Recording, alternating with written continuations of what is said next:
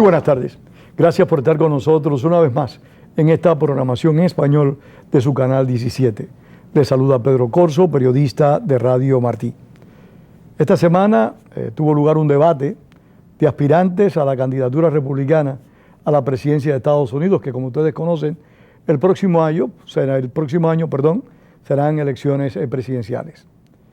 Queremos hoy tener un programa donde abordemos los candidatos de ambos partidos, pero por supuesto incidiendo en los candidatos que ya están definidos o aspirantes a candidato presidencial ya definido, que eso acontece en el Partido Republicano, ya que en el Partido Demócrata todavía se esperan, según algunos analistas, pues alguna que otra figura pública exprese su aspiración.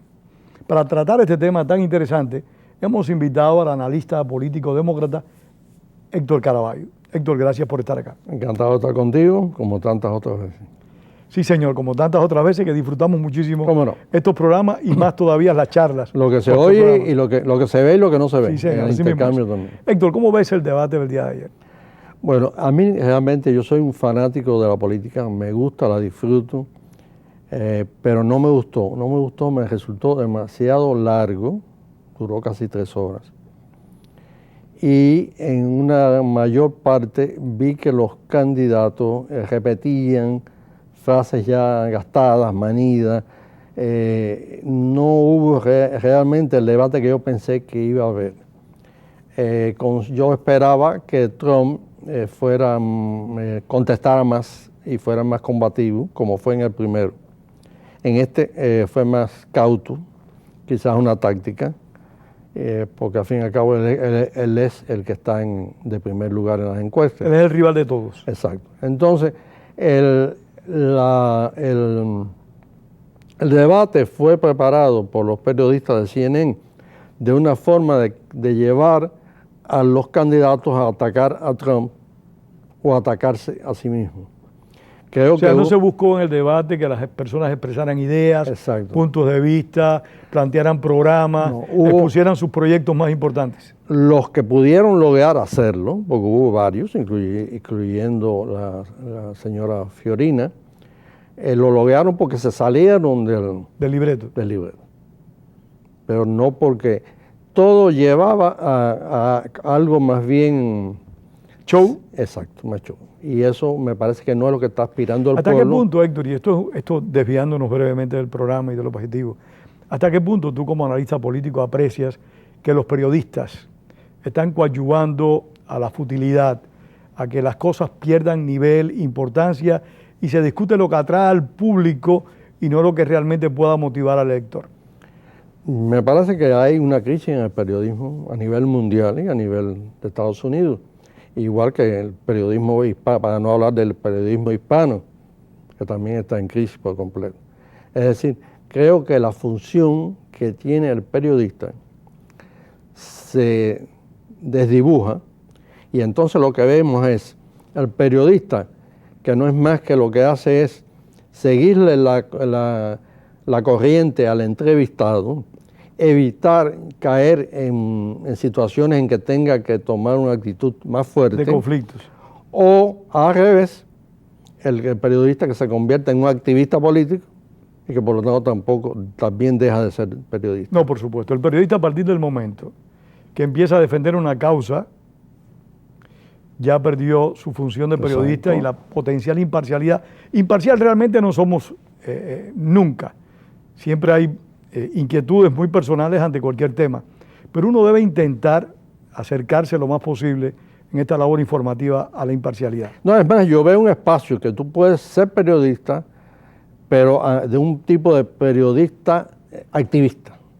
¿Sí? Históricamente hemos tenido personas que escribían, que tenían ediciones diarias en los periódicos, en revistas, pero que todos sabían su definición.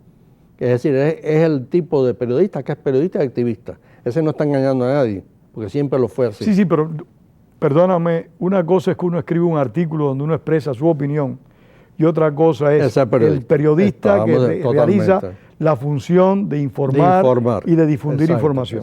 Es decir, el otro no es tanto periodista. No, el otro es una persona que opina con todo el derecho que tenemos todos a opinar. Yo, mis artículos de opinión están bien definidos. Y que puede venir del periodismo, pero que realmente cuando ejercita esa función de la manera que estamos hablando, ya no es el clásico, lo que debe ser, lo que es un periodista. Entonces, eso es lo que estamos viendo en estos momentos. Hay mucho espectáculo. Entonces, tenemos también enfrente el problema de Trump. Trump es algo único en la historia de Estados Unidos. Ahora sí, válida la aclaración, porque Trump se repite mucho en la historia latinoamericana. Sí, pero en la historia de Estados Unidos nosotros hemos tenido casos de personas que venían de fuera del ambiente político, del sistema, o que estaban en el sistema y salían del sistema. Yo creo que uno de los casos más espectaculares en ese sentido fue el de Theodore Roosevelt, el presidente Theodore Roosevelt. Theodore Roosevelt era un populista. Su oratoria, su discurso era de esa forma. Pero el populismo americano, refiriéndonos a Estados Unidos, es mucho más mesurado que el populismo que conocemos en América Latina. Bueno, sí, pero en el caso de Teddy Roosevelt no lo era así. No, por supuesto que no. Hasta el punto que Theodore Roosevelt, cuando se siente presionado por el Partido Republicano porque quería hacer una serie de reformas, porque era una persona muy avanzada, entre ellas el sistema de salud y una serie de reformas, y se ve bloqueado por el establishment del Partido Republicano, se sale del Partido Republicano y forma el Partido Progresista. Y con él baja a la elección independientemente. Y entonces pierde. Pero habiendo sido presidente republicano, se lanza fuera. Es decir, era un típico populista. Trump tiene esas mismas características. Trump va a los sentimientos de una parte importante y no descartable de la ciudadanía de Estados Unidos. Y llega en un momento, él, que es una persona de los medios de comunicación, que toda la vida ha trabajado en eso, que no le cuesta trabajo comunicar, pues él llega a representar una serie de inquietudes y frustraciones que tiene una parte de nuestro país. Por lo tanto, ese es lo que tú le ves lo extraordinario de que una persona que no tiene un aparato político, no tenía, yo creo que a la larga va a tener un aparato político. Yo creo que tiene el aparato político que le está el mucho dinero que él tiene. Trump no le tiene que pedir dinero a nadie, Trump no tiene que hacer campañas para recoger fondos, él tiene recursos muy propios, Héctor. Sí, pero y eso ahora le posibilita no ha creado todavía la organización. Pero la va a crear. Sí, la va a crear. Y si no la ha creado, el dinero mismo está engrasando la maquinaria de la que va a disponer. Exactamente. Cuando yo oigo especialistas diciendo no, que Trump no tiene estructura y por lo tanto no va a poder llegar a ningún lugar. Si no la tiene, la puede lograr. Yo no creo que llegue a ningún lugar porque a mí me parece que a la larga en Estados Unidos, y yo sé que en los últimos años la sociedad se ha crispado un poco y se aprecian dos surgimientos muy interesantes. Y esto lo conversaba con José Antonio Albertini hace unos días. Cómo hay dos corrientes de extremas en Estados Unidos. Una extrema representada por Trump y otra extrema representada por el senador Sanders. Eso es un fenómeno que Estados Unidos, que yo sepa, no ha vivido en tiempos recientes, donde el país se ha polarizado en extremo. Bueno, no, vuelvo a repetir que tampoco, cuando el fenómeno Perot y el fenómeno Buchanan, que fue después de Perot. Pero el fenómeno Perot no tiene las características del fenómeno Trump. No, pero indudablemente. Trump es algo único, especial, porque él apela a los sentimientos más... lo más negativo en un político, no apelar a la razón, sino apelar a los sentimientos. Él refleja los sentimientos de una parte de nuestra frustración, nación, lo que tú decías hace un rato. Que se siente frustrada, es lo que vuelvo a repetir. Aparte de eso, hay una combinación muy interesante. Es una persona que, aunque no ha estado en la política, tiene la capacidad de darse cuenta por dónde tiene que atacar y por dónde tiene que herir. Tiene la facultad esa del matador, del torero. Un hombre de empresa, Héctor. Sí, pero hay millones de hombres de empresa. Negocios, pero sabe hacerlo. Sí. Y como tú bien decías, es un individuo también vinculado a los medios de información. Exactamente. Entonces, él anoche no le fue muy bien. ¿Por qué? Porque no tuvo la posibilidad de hacer un discurso, ni de atacar directamente, porque eran demasiado y el formato no le vino. Pero yo estoy esperando y me estoy arriesgando porque uno no debe ser adivino en la política. Yo juraría que en las próximas encuestas, que las van a estar esperando para allá, para mañana posiblemente, para el lunes, que es cuando van a empezar a llegar encuestas que reflejen después del debate. Es decir, en este próximo lunes ya van a empezar las encuestas. Yo me atrevería a decir que se va a quedar en el mismo primer lugar. No va a haber ninguna variedad. Pero ¿hasta qué punto un individuo de las características de Donald Trump, hasta qué punto otro personaje de las características de George Sanders pueden afectar la tradicional política estadounidense de los puntos de consenso, de puntos de conciliación, de producir los cambios en base a entendimiento entre las partes en conflicto? La pregunta es muy buena, porque me ayuda entonces a decir cuáles son las diferencias. Sanders es un fenómeno distinto. Sanders es de extrema izquierda, pero es una persona que viene de la política, que ha sido senador todo el tiempo, que tiene la cualidad de hacer arreglos con los republicanos y con los demócratas, porque él es independiente, él no era nunca ha sido demócrata. Como Trump no era republicano. Sí, pero Trump ha trabajado, pero Sanders es un político, y como senador votaba con los demócratas y al mismo tiempo buscaba acuerdos con los republicanos. Es decir, no es Donald Trump.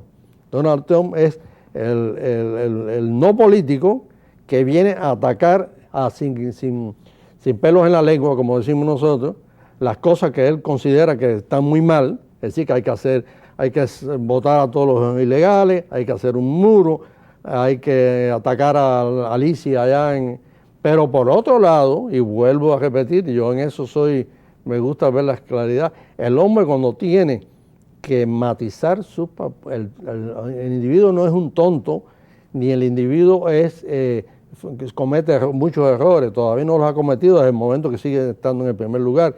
Cuando él le hace... Pero sigue estando en el primer lugar. La pregunta es válida, ¿a qué punto y a qué nivel? Realmente las encuestas son la fotografía de un momento, pero las encuestas todos sabemos que no siempre reflejan la realidad de los apoyos de los candidatos, como no siempre reflejan la bondad o los beneficios de un producto. O sea, hasta qué punto Trump no es un show, no es un espectáculo que llama la atención de ese número de descontentos, pero que en el momento de hacer ejercicio de sus derechos consideran que el hombre no puede realmente resolver los problemas porque hasta ahora no ha hecho una sola propuesta real, no ha hecho una propuesta concreta de cómo resolver los problemas. Detectas los problemas, y perdóname, detectas los problemas, llamas la atención sobre los problemas que todos los conocemos. El único crédito de Trump es que ha tenido el coraje público de hacer público esos problemas. Bueno, pero no trae una sola propuesta. Sí, pero el problema es el siguiente. Estamos cayendo, y perdóname, en el típico populismo latinoamericano, ese francotirador, ese guerrillero de la política que se promueve su proyecto y su gente. Sí, pero te voy a explicar. El problema es que las características de las elecciones en Estados Unidos se basan, primero, en llegar a un candidato. El candidato se escoge por estado tras estado. Es decir, no es una campaña, son 50 campañas. En cada estado la forma de elegir son distintas. Hay estados en que son primarias abiertas, en cual hasta los demócratas van a poder votar por Trump si quieren votar. Hay otras que son cerradas, en que solamente los republicanos van a poder votar. Y hay otras que son por medio del caucus, que entonces no es una elección, sino que se reúnen en pequeños grupos, escogen a uno y ese uno a su vez es el que va a elegir al candidato. Representativo. Entonces, cuando vemos eso, la realidad nos dice, para los que hemos estado llevando este tipo de elección durante años en nuestra vida, el electorado que va a ir a la primaria de un partido, tanto en el demócrata como el republicano, no es el electorado que va a ir al día de las elecciones a votar por un presidente. Quizás sea un electorado más equilibrado que va a actuar analizando. ¿Tú quieres decir que es más militante el que va a elegir? El que va a las primarias es el militante, es el típico individuo como el que vimos antes de ayer frente al barco ese con Trump hablando, o cuando lo vimos en la cancha de baloncesto gritando. Es un tipo de activista mucho más radical, al cual aparentemente Trump lo tiene que aguantar para que no se vaya tan delante. Exacto, ¿entiendes? Pero yo te pregunto, ¿qué ha entonces, pasado? si gana, hazte la idea siguiente.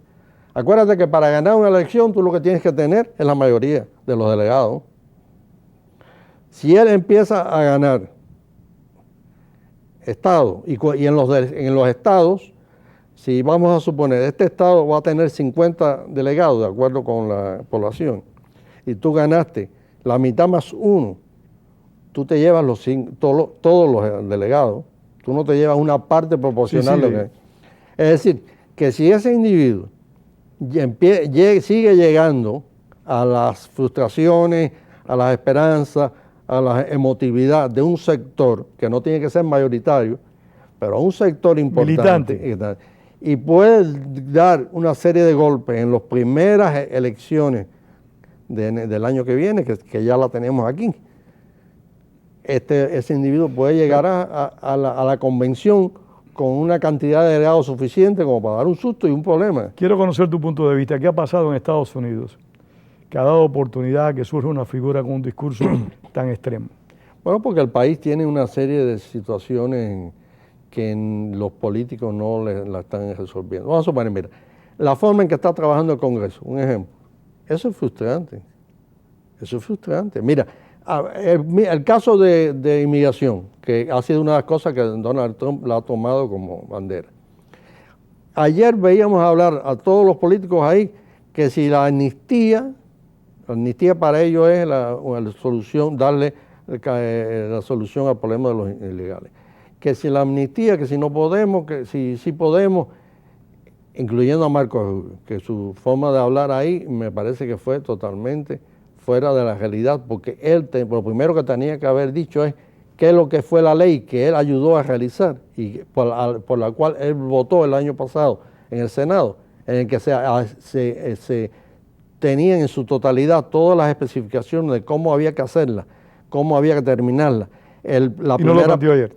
No lo planteó ayer. No lo planteó ayer. Ayer lo que dijo que él no está de acuerdo con amnistía y punto, y se acabó. Es decir, señores, si tuvieron la oportunidad de resolver el problema de la inmigración el año pasado, que con votos demócratas y republicanos el Senado aprobó una ley completa y detallada, y que cuando llega a la Cámara de Representantes, los republicanos de la Cámara de Representantes se niegan ni a discutirla. Señores, entonces si tenemos hoy un problema de inmigración, si todavía tenemos que estar gastando pero ese problema tiempo. de inmigración no es solo del año pasado, ese problema de inmigración viene hace muchos años. Sí, pero es que cuando el presidente Obama asumió la presidencia de este país, tenía mayoría en las dos cámaras. ¿Por qué no tomó esa decisión? No, mira, cuando primero para tomar una elección, para llegar a aprobar una ley de inmigración, se lleva meses y años para llegar a un convencimiento y una ley de salud también, y ponerlo a discutirla. Con respecto a la mayoría del presidente Obama, el presidente Obama nunca tuvo mayoría para una inmigración y apenas tuvo... Pero la tuvo para la ley de salud. Sí, la tuvo para la ley de salud en el último año. En los últimos 2 años. En el último año, de los 2 años, que fueron los únicos 2 años en que hubo mayoría. ¿Tú sabes cuántos días tuvo el Partido Demócrata? 60 votos. 20 y tantos días. 20 y tantos días en los 2 años. Nunca tuvo continuamente los demócratas los votos suficientes. Pero ahora se aprobó esa ley, ese proyecto de ley. ¿Cómo es que si ustedes se negaron a hacerlo, se van a pasar toda una noche hablando de una cosa que hubieran podido resolver? Pero recuerda también una cosa, que la mayor parte de las personas que estaban anoche en ese podio no tenían nada que ver, porque no eran representantes a la Cámara, por lo tanto ellos no son responsables. Sus partidos sí tendrían responsabilidad, pero ellos no son responsables de las decisiones. Sí, pero estamos hablando de Donald Trump. Sí, pero el problema estamos hablando de los otros candidatos. El problema es que cómo tú vas a hablar como si no hubiera pasado nada, es lo que te estoy diciendo. Es decir, si eso pasó, ¿en dónde estaban ellos cuando eso pasó? ¿En dónde estaban eso cuando ese proyecto de ley estuvo 7 meses engavetado en la Cámara de Representantes? Por favor, esos son, ¿tú sabes lo que es? No estaban en la Cámara de Representantes. Sí, pero eran miembros fundamentales del partido. Pero estamos hablando de los que tenían la capacidad para tomar la decisión, que todos son los que tú estás ellos invocando. Tenían la capacidad de salir a la voz pública. Bueno. Y te voy a poner un ejemplo de alguien que no es de mi simpatía, pero fue el único que tuvo la capacidad y la fuerza moral para decirlo, Mario Díaz Balart, El único político republicano que dijo, señores, tenemos esa ley ahí, tenemos que discutirla. Esa es la última oportunidad que tenemos para aprobar una ley de inmigración y resolver esta situación. Y todos se quedaron callados. Todos los que estaban ahí se quedaron callados. Jeb Bush, Marco Rubio y todos los demás.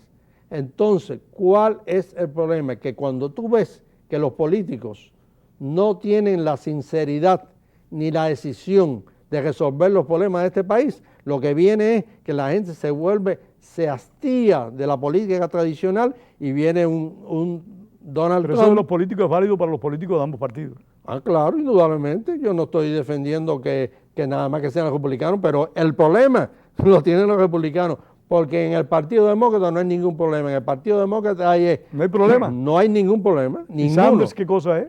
¿No es un problema? ¿Un candidato? No, si eso es lo que se hace siempre en cada elección. Siempre en cada elección hay un candidato, varios candidatos, uno representando el sector más de izquierda del Partido Demócrata en todas las elecciones. En todas las elecciones, siempre la izquierda demócrata busca algún candidato. Y en esta, la izquierda demócrata buscó a Sanders. Pero eso no es ningún problema para ningún político. Lo que sí es un problema, un fenómeno como el que tiene el Partido Republicano ahora, que la excepción con sus líderes ha llegado a tal que le ofrece la oportunidad a un demagogo como Donald Trump a llegar, a lanzarse y a llenar el vacío que todos los demás han creado. Pero fíjate, por supuesto, y es el recurso a las pasiones. Cuando tú te apasionas no razonas. Donald Trump no ha hecho una sola propuesta racional de cómo resolver el problema. Y entonces ha adquirido una ventaja, un apoyo, una popularidad en base de destacar un problema, pero sin dar la solución a ese problema. Sí, porque si los otros hubieran sido capaces de por lo menos plantear soluciones, es que no las han hecho, es lo que te vuelvo a decir. Y tomo el problema de inmigración por un ejemplo, que podría tomar otras situaciones. Sí, es que el problema más importante que tiene este país no es el de inmigración. No, es un problema importante, claro, pero nosotros, claro. Y eso tú comentabas hace un rato, el tema de la televisión hispana, de los medios hispanos. Tú ves la televisión hispana y tal parece que los problemas más grandes de este país pasan por la hispanidad, sí, por la inmigración ilegal. Y no es verdad. El problema, eso no es verdad, cierto. Claro. Pero estoy tomando porque es el que él ha llevado en estos momentos. No, válido, claro. El ejemplo es válido. Entonces, cuando tú ves que tus políticos no solo no resuelven las cosas, sino que a lo largo del tiempo siguen sin resolverlas, porque no te dicen nada nuevo, pues viene alguien que sí te da una solución. No, que hace una propuesta y denuncia una situación. No, él dice lo que quiere. Él ha dicho lo que quiere hacer. Sacar a todos los que sean ilegales, quitarle de la posibilidad de que tú vengas aquí y tengas un niño y que el niño sea ciudadano. Lo he dicho bien claro. No, si algo no se puede criticar a Trump de no hablar claro. Trump ha hablado bien claro. Los que no hablan claro son los demás, porque son los clásicos políticos de los cuales estamos cansados. Están cansados los republicanos porque ya... y los demócratas no están cansados de políticos del corte de los Clinton, del político del corte de Obama, de Sanders, que también prometen, bueno, yo creo, tocan puntos vitales. Yo creo que Obama lo que prometió lo ha ido cumpliendo punto por punto, así que no creo que a Obama se le pueda achacar. Se puede estar de acuerdo con lo que ha hecho o no ha hecho, pero lo que ha hecho, y últimamente ha hecho bastantes cosas. Sí, por supuesto. Bueno, no tanto. Y Hillary Clinton es una mujer que nunca ha llegado al poder. Lo que sí que te digo sinceramente, Hillary Clinton definitivamente no tiene en su partido el problema que tiene el Partido Republicano en este momento. En el Partido Demócrata hay dos contendientes. Uno que es del establishment del Partido Demócrata, que es Hillary Clinton. Y uno que es de la izquierda del Partido Demócrata, que es el congresista. Héctor, ¿considera, y nos queda muy poco tiempo, que Biden se lance? No creo. ¿No crees? No creo. No. Biden no tiene oportunidad ninguna porque Biden a los que pudiera llevar es al mismo sector que está apoyando a Hillary Clinton ahora. No creo que hay ninguna. Sin embargo, hay algunos medios que especulan, algunos analistas especulan de que el presidente Obama vería con mejores ojos la candidatura de Biden que la de Tampoco Clinton. Es una cosa sincera, no es una realidad. Si fuera nada más que por problema yo te diría sinceramente, si fuera nada más que por agradecimiento, A mí me consta que si no hubiera sido por la actuación de Bill Clinton en la última elección, Obama no hubiera ganado esa elección. Obama tenía perdida la elección cuando... ¿Pero tú crees que Obama apoya a Clinton por una deuda de gratitud, no por la todavía, capacidad de Clinton? No, te dije que si fuera nada más que por... Te dije, lo que te dije, no me pongas en mi boca palabras que no he dicho, no. Lo que dije fue que si fuera por nada más... Preguntarte, no poner en tu boca que si fuera nada, nada no más que por agradecimiento lo tenía que hacer, pero no. El problema básico es que Obama, y lo ha dicho, porque pasa que no, los políticos dicen las cosas y después no aparecen. Obama ha dicho que él no va a apoyar a nadie, sino que cuando haya el candidato oficial, sí, él lo va a apoyar. Lo ha dicho, exactamente. Pero sin embargo, te repito lo que dicen algunos analistas. Sí, como no, que sí. De que el presidente tiene un candidato inspectore, que en este caso que si las relaciones no son buenas, las relaciones han sido buenas. Ahora, ¿en qué punto, Héctor, puede afectar la posibilidad de ser electa presidenta? Ya no estamos hablando de candidata del partido, sino electa presidenta a la señora Clinton, el escándalo que ha tenido lugar alrededor de los correos electrónicos. Vamos a tener el escándalo de los correos, van a iniciar ahora los escándalos de que si la organización que ellos tienen global, que si ha habido, van a retornar por lo de Benghazi y posiblemente saquen 2 o 3 cosas más. Esa es la historia, esa es la vida de los Clinton. Le van a seguir atacando por todos lados. Si no logran que la metan presa o que la lleven a juicio, ella va a ser la candidata del Partido Demócrata. No, yo no tengo duda que va a ser la candidata por lo que se aprecia. Y en la decisión final no va a haber. Acuérdate una cosa, otra cosa que tienen que tener consciente todo el mundo. En este país las elecciones se resuelven, se discuten y se pelean en 10 estados nada más. Hay 40 estados que ya o son demócratas o son republicanos y ahí no hay más nada que hacer. Solo quedan 10 estados. ¿En esos estados tiene la Clinton mayoría hasta el momento? Sí, indudablemente yo creo que sí. Pero bueno, eso hay que discutir, eso hay que pelearlo, ¿no? No, sin duda alguna. La pelea va a haber que pelearla. Aquí, en las últimas 4 o 5 elecciones, aquí todo se ha resuelto por poco por ciento y hubo una vez que nada más que se perdió, se ganó por 500. Del caso de Al Gore Bush. Sí, y perdiendo por $500,000 en el país.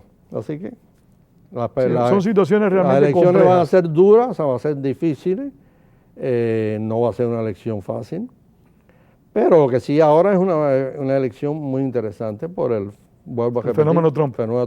Ted Cruz lo dijo anoche, en un momento que habló, dijo, yo lo que sí le agradezco todos los días que haya un Ted Cruz, un Donald Trump. Le ha puesto calor a la política, ¿no? Claro, indudablemente. Héctor, se nos acabó el tiempo. Muchísimas gracias por haber estado en Opiniones. Gracias a ustedes por habernos regalado parte de su tiempo. Y recuerden, como decía el apóstol José Martí, la palabra es para decir la verdad y no para encubrirla, cosa que lamentablemente en muchas ocasiones hacen muchos políticos. No todos los políticos, vamos a estar claros, pero sí muchos políticos. Tengan todos muy buenas tardes y les esperamos el próximo domingo. Gracias.